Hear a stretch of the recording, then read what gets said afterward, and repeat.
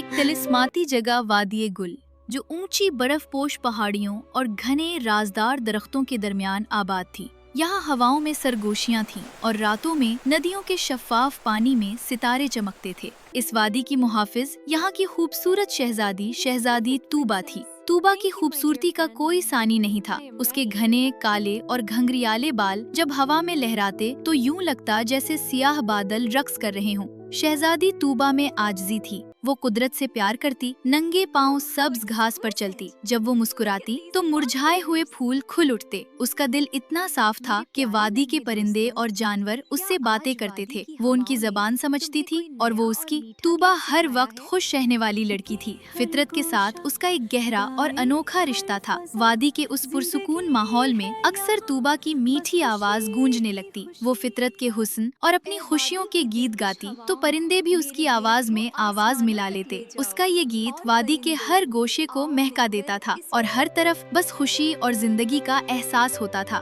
तूबा की जिंदगी एक खूबसूरत ख्वाब की तरह गुजर रही थी। एक दिन वो नदी के शफाफ पानी के पास लेटी थी। उसकी उंगली में एक इंतहाई कीमती अंगूठी थी जो उसकी मरहूमा माँ की आखिरी और उसके लिए सबसे कीमती निशानी थी। तूबा के लिए ये अंगूठी उसकी माँ के प्यार, उनके लम्स और उनकी यादों का वाहिद सहारा थी। तूबा ने मुस्कुराते हुए अपनी माँ की यादों में खोकर पानी को छूने की कोशिश की, लेकिन अचानक पानी की एक तेज लहर आई और वो अंगूठी उसकी उंगली से निकलकर पानी की गहराई में गिर गई। उसने घबरा कर पानी में ढूंढने की बहुत कोशिश की, लेकिन अंगूठी चमकती हुई गहराई में हमेशा के लिए गायब हो गई। तूबा की आंखों में आंसू आ गए। अपनी माँ की इकलौती निशानी खोने का दुख इस कदर शदीद था कि उसका दिल टूट गया। उसने इसी पुल रोते हुए भराई हुई आवाज में फैसला कर लिया। निशानी, वो अपनी कीमती अंगूठी उस नदी से वापस लाकर नहीं देगा।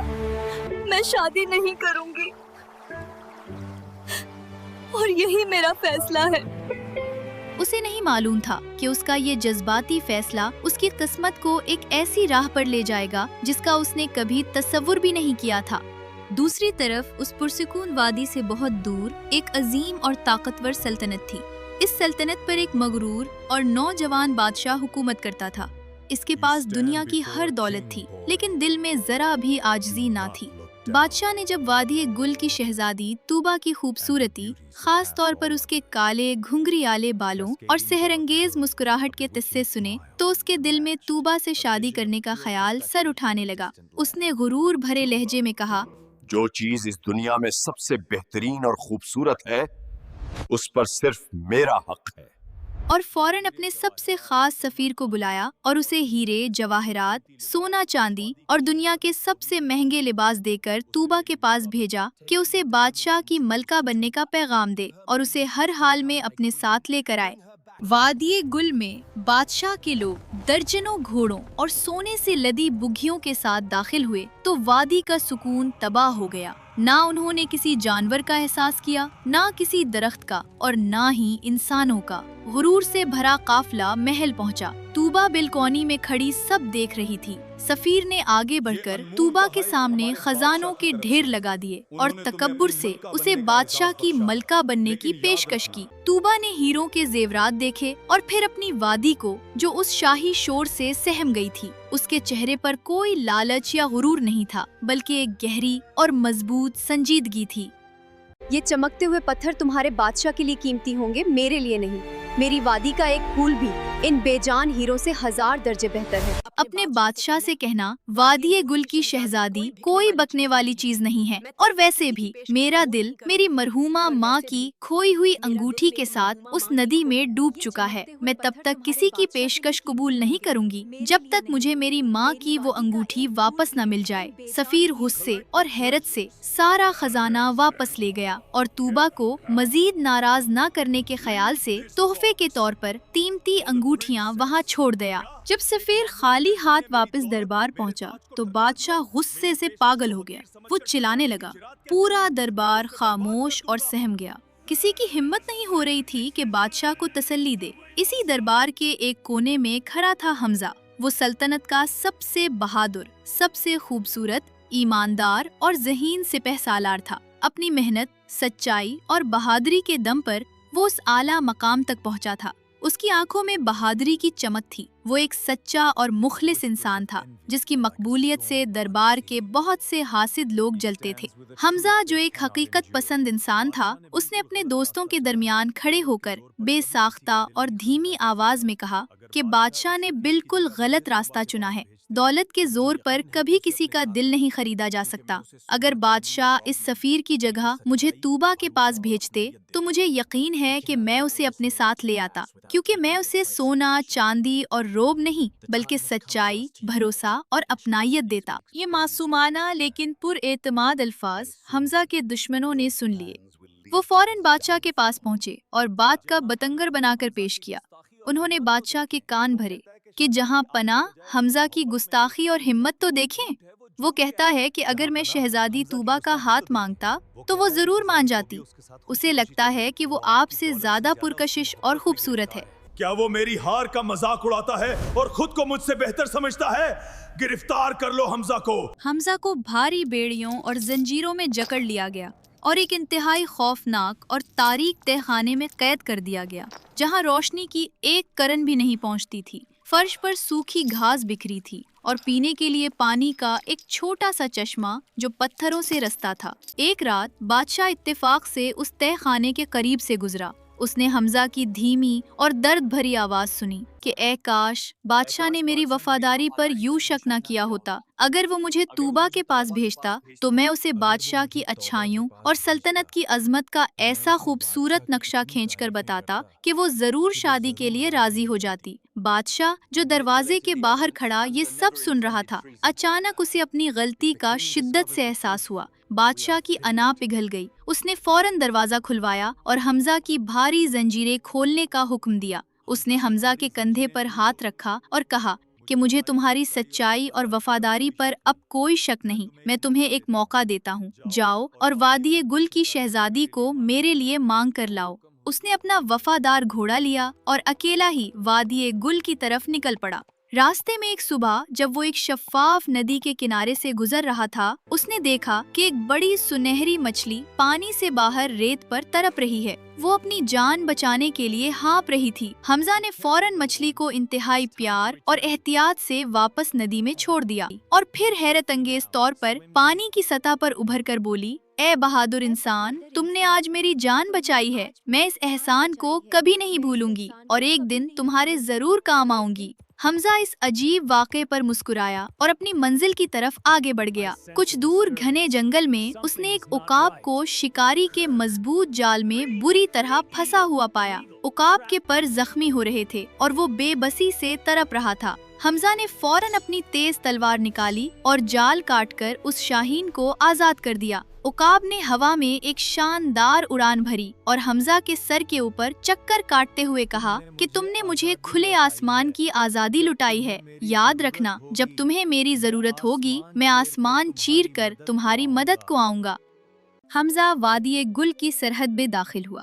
یہ وادی واقعی کسی خواب اور جادو جیسی تھی۔ وہ وادی کے مرکز تک پہنچا جہاں شہزادی طوبا پھولوں کے ایک باغ میں کھڑی تھی۔ جیسے ہی حمزہ کی نظر طوبا پر پڑی، وہ اپنی جگہ ساکت رہ گیا۔ طوبا کے کالے گھنگریالے بال ہوا میں نرمی سے اڑ رہے تھے، چہرے پر اداس لیکن سحر انگیز مسکراہٹ تھی اور اس کی آنکھوں میں ایک ایسی کشش تھی جس نے حمزہ کے دل کی دھڑکنوں کو بے ترتیب کر دیا تھا۔ طوبا نے بھی جب اس اجنبی کو دیکھا تو جیسے وادی کی ہوائیں ایک پل کے لیے تھم گئیں۔ پہلے آئے ہوئے مغرور سفیر کے برعکس اس شخص کی آنکھوں میں کوئی لالچ، روب یا تکبر نہیں تھا، بلکہ ایک سچائی، گہرائی اور احترام تھا۔ طوبا کو محسوس ہوا جیسے وہ اس شخص پر اعتبار کر سکتی ہے۔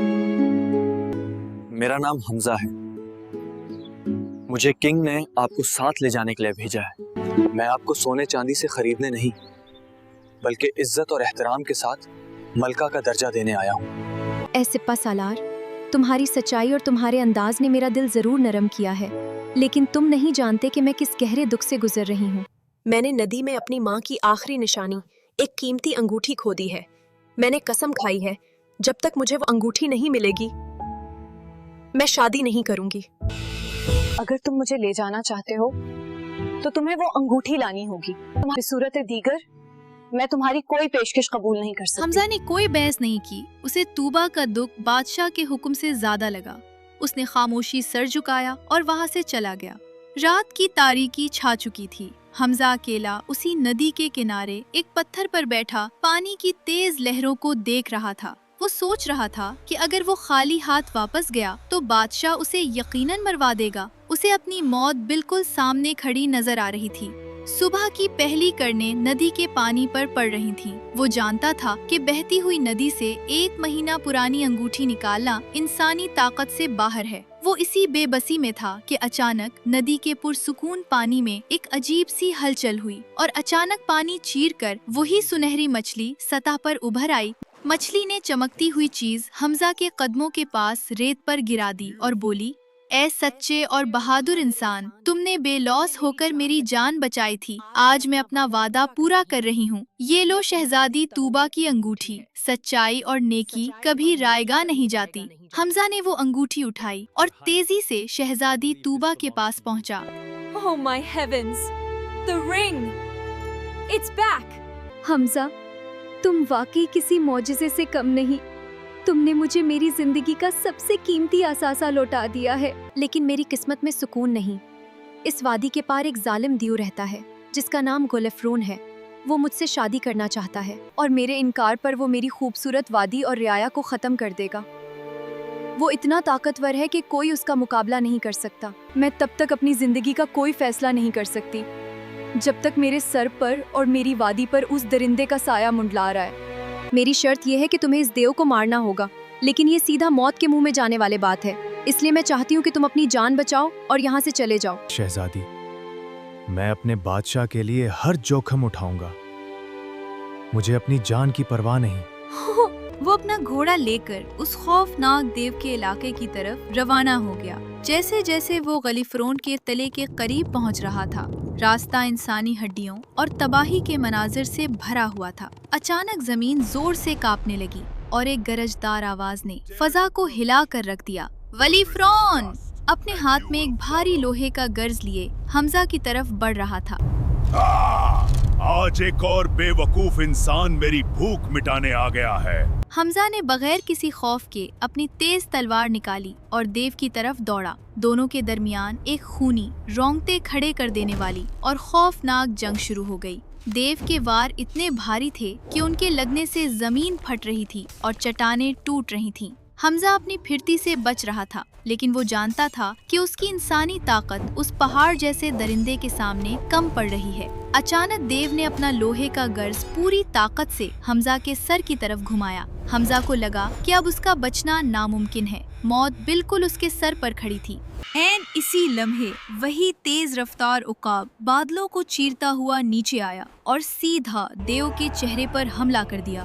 उसने अपनी मजबूत चोंच और तेज पंजों से देव के चेहरे पर इतने जोरदार वार किए कि देव दर्द से चीख उठा और उसका तवाजुन बुरी तरह बिगड़ गया। वो अंधा होकर हवा में दीवाना वार अपना गुर्ज लहराने लगा। हमजा ने इस सुनहरी मौके को हाथ से ना जाने दिया। उसने अपनी पूरी ताकत यकजा की, एक लंबी और शानदार छलांग लगाई और अपनी तेज धार तलवार से उस देव का हमेशा के लिए खात्मा कर दिया। उकाब ने खुशी से हवा में एक चक्कर काटा और बोला, ए बहादुर, मैंने अपना एहसान चुका दिया। हमजा ने आसमान की तरफ देखकर मुस्कुराते हुए उसका शुक्रिया अदा किया और उस जालिम देव को अपने साथ लिए वादी गुल की तरफ लौट आया। हमजा वादी में दाखिल हुआ तो वहाँ के लोगों ने देव का बेजान जिस्म देखकर खुशी के फलक शिगाफ नारे लगाए। पूरी वादी में जश्न का समा पैदा हो गया। तूबा, जो हमजा की जिंदगी के लिए रो रो कर दुआएं मांग रही थी, उसे जिंदा सलामत और फातेह देखकर फरते जज्बात से उसकी तरफ दौड़ी। उसकी आंखों में आंसू थे और चेहरे पर एक बेपनाह सुकून और खुशी। हमजा ने मुस्कुराते हुए तूबा की तरफ देखा, जैसे खामोशी से कह रहा हो कि मैंने अपना वादा निभा दिया। तूबा के दिल में हमजा के लिए मोहब्बत के बीज एक मजबूत दरख्त बन चुके थे।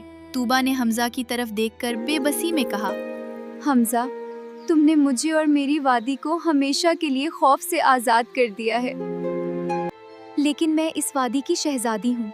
रुखसती से पहले मुझे अंधेरे गार से खूबसूरती और सेहत का मौजज़ाती पानी चाहिए, जो हर जख्म और हर दुख को मिटा देता है। वो अंधेरा गार हाग उगलने वाले ड्रैगन्स के पहरे में है और आज तक जो भी वहाँ गया वो कभी जिंदा लौट कर नहीं आया। शहजादी, अगर मेरी मौत आपके चेहरे पर सुकून ला सकती है और वादी को हमेशा के लिए महफूज कर सकती है, तो मुझे ये मौत दिलो जान से कबूल है। हमजा अपना घोड़ा मोड़कर उस तारीख गार की तरफ चल पड़ा। रास्ते में एक घने और अंधेरे जंगल से गुजरते हुए हमजा ने एक उल्लू को शिकारी के बिछाए हुए एक इंतहाई मजबूत और खारदार जाल में बुरी तरह फंसा हुआ पाया। हमजा ने फौरन अपनी तलवार से वो जाल काटकर उस परिंदे की जान बचाई। उल्लू ने शुक्रिया अदा किया और अंधेरे में गायब हो गया। हमजा इस तारीक और भयानक गार के करीब पहुंच गया। गार के मुंह से जहरीला धुआं और आग के शोले निकल रहे थे। वहाँ एक देव हैकल खौफनाक ड्रैगन पहरा दे रहा था, जिसकी आंखों से आग बरस रही थी। हमजा जानता था कि इस दरिंदे को शिकस्त देना किसी भी इंसान के बस की बात नहीं। उसने तूबा की दी हुई क्रिस्टल की खाली बोतल निकाली, मौत के मुंह में जाने के लिए तैयार हो गया। तभी अंधेरे में से वही उल्लू उड़ता हुआ आया और बोला, ऐ बहादुर सिप्पा सालार, तुमने मेरी जान बचाई थी, आज मैं तुम्हारे काम आऊंगा। मुझे ये बोतल दो, मैं अंधेरे में देख सकता हूँ और उन आग उगलने वाले ड्रैगन्स की नजरों से बचकर गार के अंदर से आबे हयात ला सकता हूँ। हमजा ने खुशी से बोतल उसे दे दी। उल्लू खामोशी से गार की छत के साए में उड़ता हुआ अंदर दाखिल हुआ और कुछ देर बाद वो बोतल चमकते हुए मौजज़ाती पानी से बिल्कुल किनारों तक भर कर ले आया। हमजा वो पानी लेकर वादी गल वापस पहुंचा तो तूबा उसे जिंदा देखकर अपने जज्बात पर काबू न रख सकी और बेसाख्ता रो पड़ी। उसके पास अब हमजा के बादशाह की पेशकश को ठुकराने का कोई भी बहाना नहीं बचा था। तूबा ने इंतहाई बोझल दिल के साथ हमजा के बादशाह के दरबार में जाने की तैयारी की।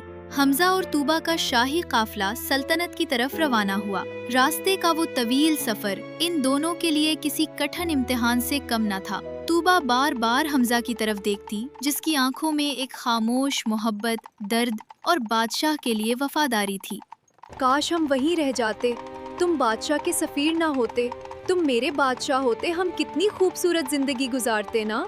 मैं अपने बादशाह और अपनी मट्टी से गद्दारी नहीं कर सकता, चाहे उसके बदले मुझे मेरी जान या मेरी जिंदगी की सबसे बड़ी खुशी ही क्यों ना कुर्बान करनी पड़े। ये सुनकर तूबा के दिल में हमजा का मुकाम और भी बुलंद हो गया। जब वो सल्तनत पहुँचे तो मगरूर बादशाह तूबा की मशहूर कुन खूबसूरती देखकर दीवाना हो गया।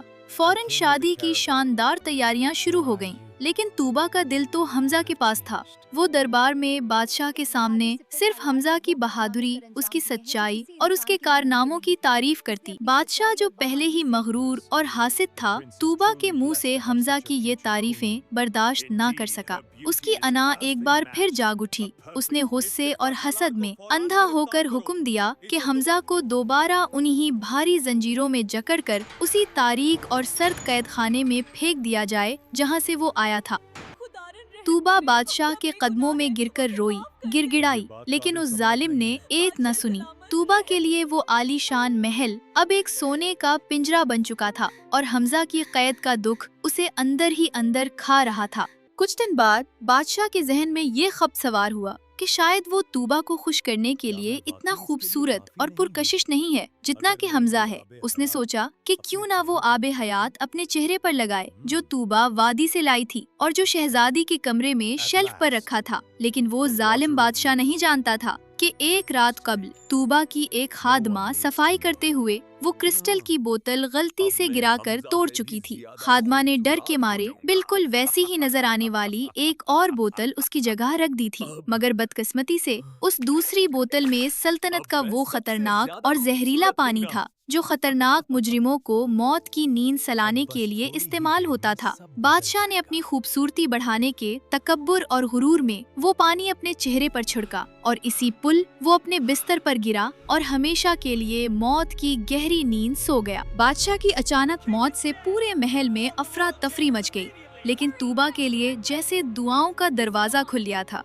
वो बगैर किसी की परवाह किए दीवानावार भागती हुई सीधी उस तारीख कैद खाने की तरफ गई। उसने अपने कांपते हाथों से हमजा की भारी जंजीरें खोली जो हैरानी और मोहब्बत से उसे देख रहा था।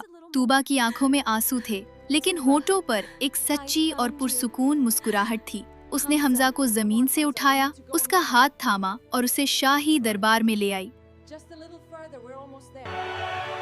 इस तख्त का असल हकदार वो है जिसने सच्चाई, बहादुरी और वफादारी से दरबार का सबके हर दिल शख्स जीते इस हैं। फैसले पर खुशी से झूम उठा। फिर उन दोनों की एक शानदार और ख्वाबों जैसी शादी हुई और वादिये गुल की खूबसूरत शहजादी तूबा और सल्तनत के नए, सच्चे और बहादुर बादशाह हमजा ने अपनी बाकी जिंदगी एक दूसरे की बेपनाह मोहब्बत, भरोसे और सुकून में गुजारी।